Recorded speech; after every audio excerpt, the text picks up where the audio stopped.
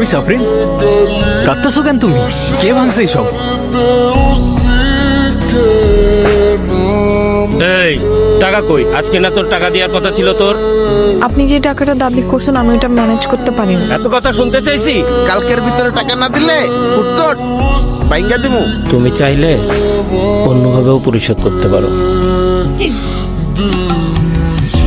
এই ফুড কোর্টটা দেওয়ার সময় ওরা আমার থেকে 1,00,000 টাকা দিছে, এখন এসে আবার টাকা দাবি করতেছে।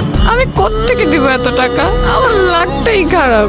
তুমি এভাবে ভেঙে পড়ো না আফরিন। তুমি কতটা স্ট্রং হয়তো তুমি নিজেও জানো না। আর আমি তোমাকে বলছি, কয়টা মেয়ে সাহস করতে পারে তোমার মতো? আর কেউ না থাকলেও আমি থাকবো তোমার পাশে।